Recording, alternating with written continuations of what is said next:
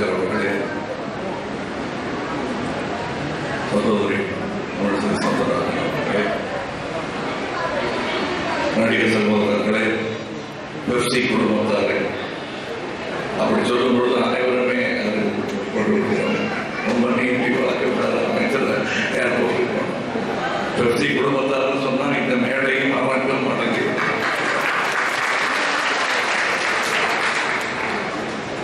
இங்கே ஒரு இக்கட்டான கோரிக்கையை இக்கட்டான நேரத்தில் வைத்திருக்கிறார்கள். ஆனால் கோரிக்கை நியாயமான கோரிக்கை என்பதை இங்கே சொல்ல கடமைப்பட்டிருக்கிறேன். அமைச்சர் சொல்வது எங்களுக்கு புரிகிறது. இதை இந்த நேரத்தில் கேட்பது நீங்கள் இங்கு வந்திருப்பதனால் என்பதுதான் மட்டுமே காரணம். இது சாதகமான அரசியல் சூழல் என்பதற்காக கேட்கப்பட்ட கோரிக்கைகள் அல்ல. பல நாள் காத்துக் கொண்டிருக்கும் கோரிக்கை.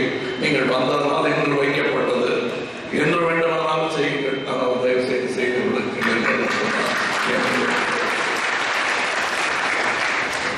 இதுடன் சேர்த்து இன்னொரு கோரிக்கையும் நான் வைக்கிறேன். இந்த இப்பொழுது நண்பருக்கு பின்னாடியிலிருந்து காதலுக்கு சிறுத்தார் நியாயமான கோரிக்கை. இன்டலெக்சுவல் ப்ராப்பர்ட்டி ரைட்ஸை ரெஜிஸ்டர் செய்ய டெல்லி வரை போக வேண்டியிருக்கிறது. இங்கேயும் இன்டலெக்ட் இருக்கிறது, இங்கேயும் இன்டலெக்சுவல் ப்ராப்பர்ட்டி இருக்கிறது. அதனால் இங்கே அதற்கு தனியாக ஒரு அலுவலகம் இருக்க வேண்டும் என்பதை இங்கே கோரிக்கையாக எங்கள் உரிமை குரலாக கொடுக்கிறேன்.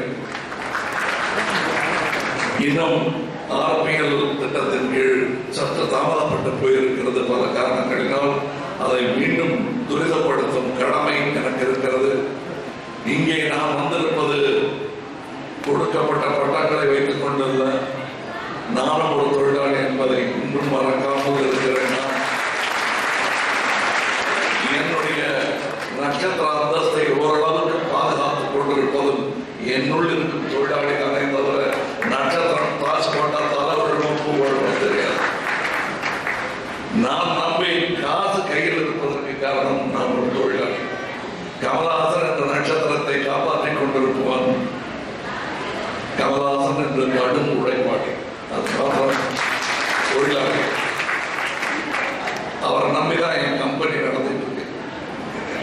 நட்சத்திரம் அதுக்கு பைனான்சியல். இங்கே நிமாய் கோஷ் அவர்கள் பெயர் அடிக்கடி உச்சரிக்கப்பட்டதை கேட்டு எனக்கு சந்தோஷமாக இருந்தது. இங்கே இப்படி ஒரு அரங்கு, இப்படி ஒரு கூட்டம் கூடியிருப்பதற்கு முன்னோடியாக இருந்த மூத்த தலைவர் நிமாய் கோஷ் அவர்கள். எப்படி நம்முடைய தேசிய கீதம் வேறு மாகாணத்திலிருந்து வந்ததோ அதே போலவே நிமாய் கோஷ் அவர்கள் தமிழ் கூட சரியாக பேச தெரியாத உழைப்பாளி. ஆனால் நமக்காக இங்கே ஒருவராக இருந்து எம்பி ஸ்ரீனிவாசன் அவர்களையும் நான் இந்த அரங்கத்தில் ஞாபகப்படுத்திக் கொண்டே இருக்க வேண்டும். அவர்களெல்லாம் ஊக்குவித்து என்னை இந்த ஒரு குழுவில் சேர்த்து விட்டவர்கள். அந்த குருதிதான் எனக்குள் இன்னும் ஓடிக்கொண்டிருப்பது. அதனால்தான் இங்கே இன்று இத்தினம் உங்களிடம் என்னுடைய நாளை கழிக்க இங்கே வந்திருக்கிறேன். என்னையும் உங்களில் ஒருவராக இன்றும் பார்த்துக் கொண்டிருக்கும் உங்களுக்கு எனது நன்றி. என நட்சத்திரம் என்று அந்நியப்படுத்தாமல் நம்ம ஆளுக்கு வச்சிருக்கிறோம். அதே போல் இது வாழ்த்து மேடை இல்லை என்றாலும் நாங்கள் தான் 40 வருடமாக செய்ய வேண்டும், செய்தே ஆவோம் என்றெல்லாம் குரல் கொடுத்துக் கொண்டிருந்தோம். அதை செய்து காட்டிய வீரர் விஷால் குழுவினர்கள், அவர்களுக்கு நாங்கள் செய்ய தவறே செய்த வீரர்கள் என்ற பட்டத்தை கொடுத்தால் தவறே இல்லை. அதனால் நாங்களாம் தான் இப்படி செஞ்சிருக்கோம், நாங்கள் விமர்சனம் எல்லாம் சொல்லாமல் நாங்கள் செய்யவில்லை, நீங்கள் செய்தீர்கள் என்பதை நான் சொல்லுகிறேன். நாங்கள் சட்ட அழுக்காயிடுங்கிற பயத்திலேயே ஒதுக்கியிருக்கிறோம். ஆனால் சட்டையே இல்லாமல் போயிடுறது அப்புறம் தான் எங்களுக்கு புரிந்திருந்தது. நன்றி, வணக்கம். எல்லாருக்கும் வணக்கம்.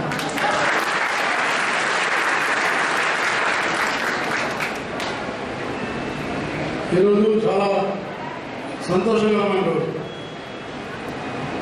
ఎందుకంటే మన యొక్క film employees federation of South India వాళ్ళ యొక్క ఈ సమావేశంలో ఈరోజు నేను పాల్గొనాల్సినటువంటి ప్రముఖమైనటువంటి film actor, very popular actor in India and we are proud of him. We are all very well wishers of actor our Kamal Haasan garu, very popular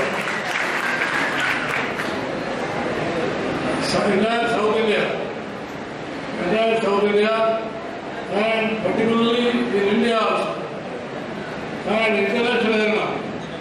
అంటే దేశాల్లో విదేశాల్లో దక్షిణ భారతదేశంలో చాలా గొప్ప సినిమా నటుడు మన యొక్క కమల్ హాసన్ గారు. వాళ్ళ ద్వారా నేను కూడా మీలాగా ఈ సినిమాలు చూసినాను. కానీ ఇవాళ పక్కన కూర్చొని మాట్లాడితే నాకు చాలా సంతోషంగా ఉందని నేను మీకు అలాగే విశాల్ రెడ్డి గారు very proud that he Hales from Andhra Pradesh, but now is a Tamil actor. also Vishal Reddy also చాలా popular actor.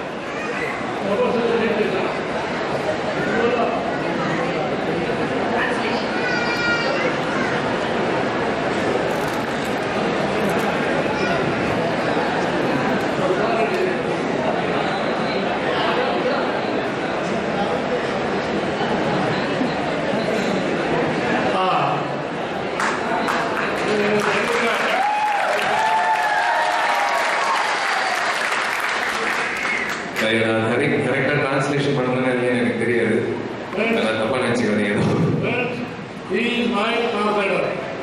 He can become translator. I cannot become film actor. That much I can say.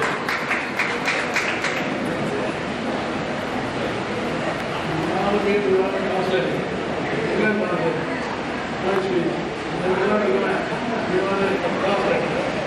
இல்லை ஐயா என்ன சொல்றாருன்னா, நான் அவரோட ஸ்பீச்சை டிரான்ஸ்லேட் பண்ணலாம், but அவர் வந்து என்ன மாதிரி ஒரு நடிகன் ஆக முடியாது, என்ன மாதிரினா நடிகன் ஆக முடியாது. మన యొక్క ఫెడరేషన్ అధ్యక్షులు జి శివ గారు మరియు జనరల్ సెక్రటరీ శ్రీ శ్రీనివాసి గారు, ట్రెజరర్ ఎస్ఆర్ చంద్రన్ గారు మరియు మన కెమెరా పిసి శ్రీరామ్ గారు, డైరెక్టర్ ఆర్కే శర్మ గారు, యాక్టర్ విజయ్ కుమార్ గారు మరియు ఛాన్సలర్ గణేశ్వర్ గారు, మ్యూజిక్ డైరెక్టర్ రాజ్ కుమార్ గారు మరియు డాక్టర్ శ్రీలత గారు మరియు శర్మకుమార్ అండ్ ఎస్ రాను and my all respected senior workers. First of all, my heartiest greetings to all of you on the occasion of May Day.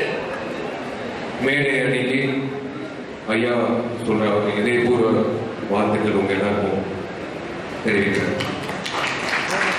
ఈరోజు చాలా సంతోషం, ఎందుకంటే ఇది అంతర్జాతీయ కార్మిక దినోత్సవం. ఈ అంతర్జాతీయ కార్మిక దినోత్సవం అంటే కార్మికుల యొక్క హక్కులను, కార్మికుల యొక్క సంక్షేమాన్ని, కార్మికుల యొక్క ఆరోగ్యాన్ని, వాళ్ళ వర్కింగ్ కండిషన్ని, వాళ్ళ హక్కుల్ని అన్నింటినీ కాపాడడానికి ప్రతిష్టమైనటువంటి రోజు ఈ మే డే అని నేను మీకు సభాముఖంగా తప్పకుండా మనం చేస్తా ఉన్నాను.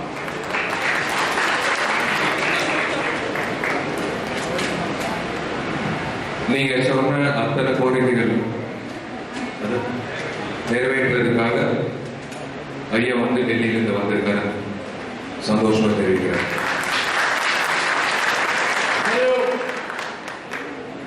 అదేవిధంగా భారతదేశంలో కూడా సినీ రంగం, సినీ కార్మికులు మరియు అనేక మంది ఈ దేశంలో కార్మికులు ఉన్నారు.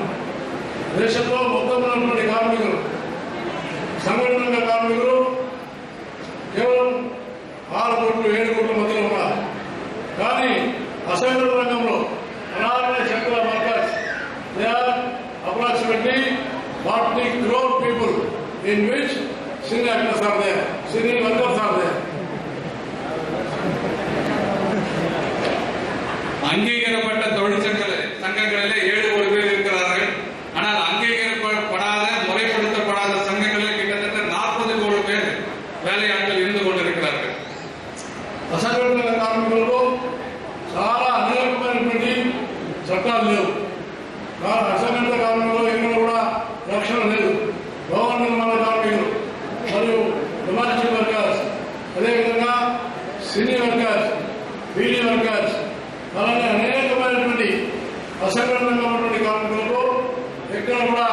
వాళ్ళకు సరైనటువంటి చట్టాలు లేవు. కానీ నేను మీకు తప్పకుండా మనం చేస్తున్నా, నేను కార్మిక శాఖ మంత్రిగా నరేంద్ర మోడీ గారి కొత్త ప్రభుత్వం మేము తీసుకున్నటువంటి ఫోకస్ ఏరియా ఈ అసంఘటిత కార్మికులు, మీ యొక్క సినిమా కార్మికులని నేను మీకు హృదయపూర్వకంగా మనం చేస్తాను. அநேகமாக முறைப்படுத்தப்படாத சங்கங்கள் அதிகமாக இருக்கின்றது. அவர்களுக்கு எந்த விதமான உதவிகளும் அரசாங்க உதவிகள் கிடைப்பதில்லை. நானும் என்னுடைய அதிலும் குறிப்பாக சினிமா தொழிலாளர்கள் சம்பந்தப்பட்ட இந்த துறைக்கு கூட ஒரு அங்கீகாரம் மற்ற ஒரு நிலை இருந்து வருகிறது. பாரத பிரதமர் திரு நரேந்திர மோடி தலைமையிலான அரசாங்கம், என்னுடைய தலைமையிலான இந்த தொழிலாளர் நலத்துறை நிச்சயமாக இது போன்ற அமைப்பு சாரா முறைசாரா அமைப்புகள் சங்கங்களை சேர்ந்தவர்களுக்கு உதவி செய்ய வேண்டும். அவர்களை மறுவாழ்வு கொடுக்கும் என்பதற்காக நாங்கள் உறுதியெடுத்து பணியாற்றி வருகின்றோம்.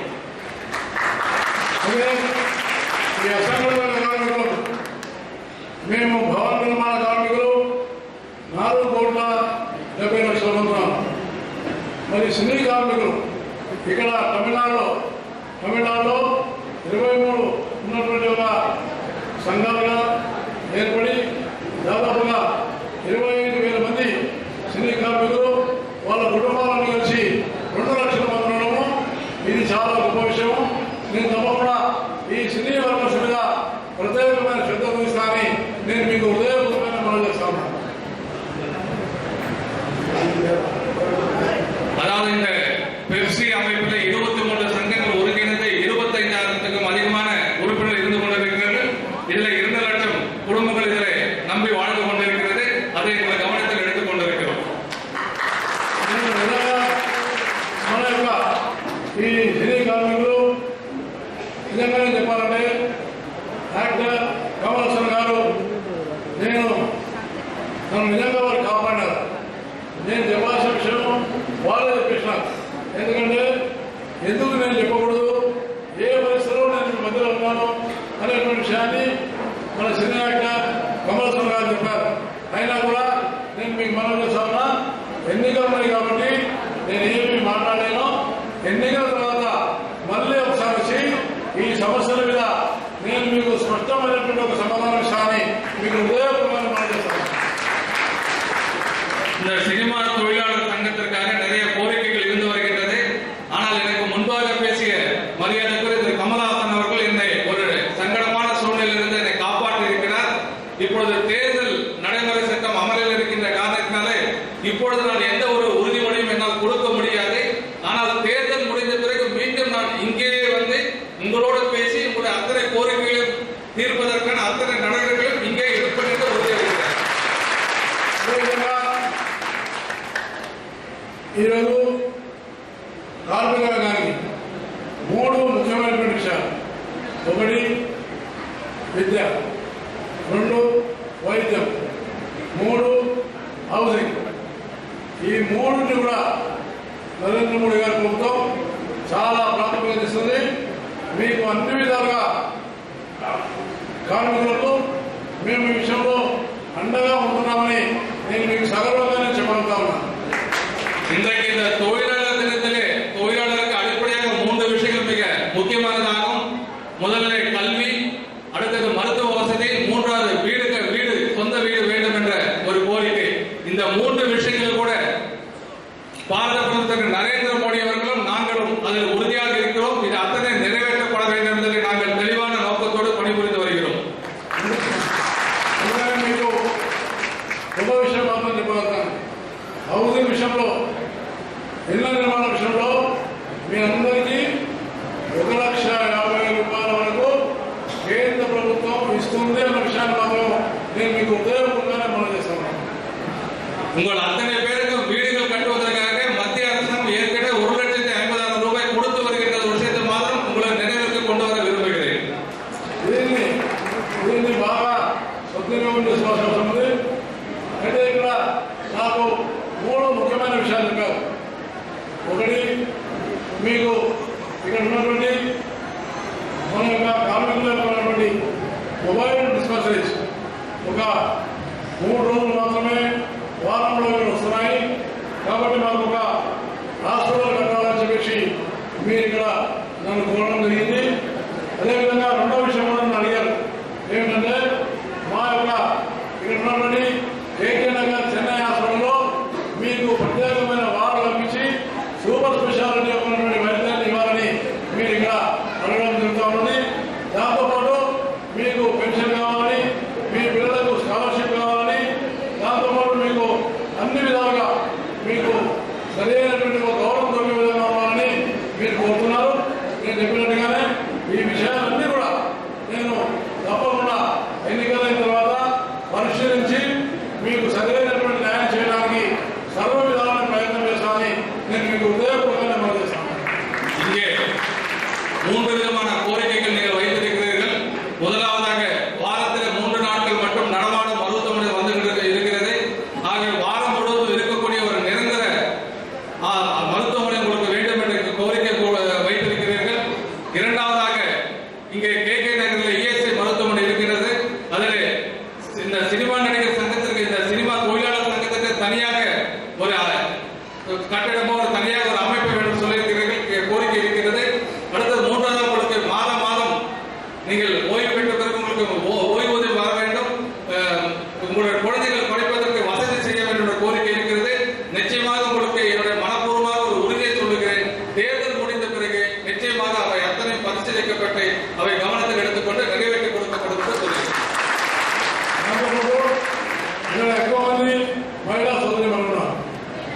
ఎక్కువ మంది మహిళా సోదరి ఉన్నారు.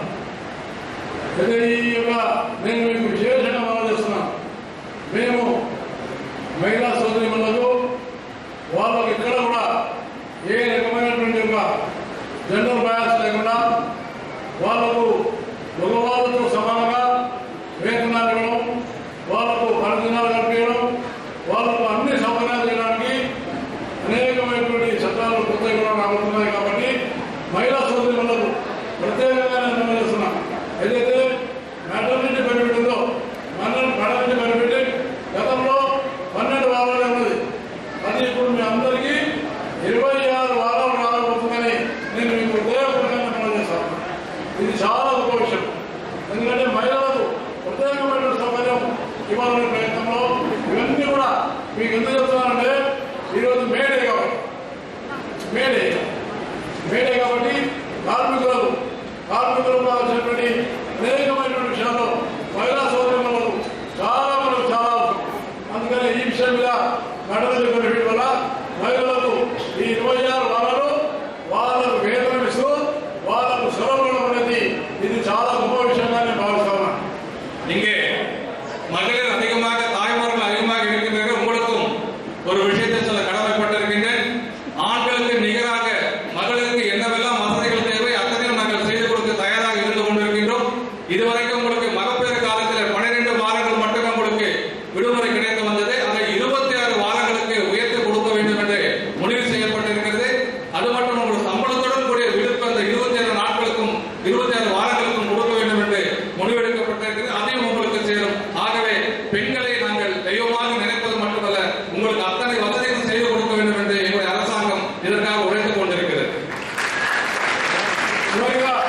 చివరిగా ఒకటే విషయం చెప్తున్నాను. సినిమా అంటే మొత్తం ఒక ఫ్యామిలీ. సినిమా అంటే ఒక ఫ్యామిలీ. అంటే makeup man, beautician, technician, photographer, cameraman మరియు అనేక మంది మామూలు కార్మికులు చెప్పాలని చాలా గొప్పగా కనిపించేది సినిమా యాక్టర్. కాబట్టి సినిమా యాక్టర్తో పాటు ఆయన యాక్టర్ని వీళ్ళందరూ సహకారంతో ఈ సినిమా ఉన్నది. కాబట్టి వీళ్ళని కాపాడాలనేది నా బాధ్యత అని నేను మీకు హృదయపూర్వకంగా మనం చేస్తాను. நான் இறுதியாக ஒரே ஒரு விஷயத்தை மட்டும் சொல்ல கடமைப்பட்டிருக்கின்றேன். இந்த சினிமாவின் தொழில் என்பது ஒரு குடும்பம் மாதிரி. அதுல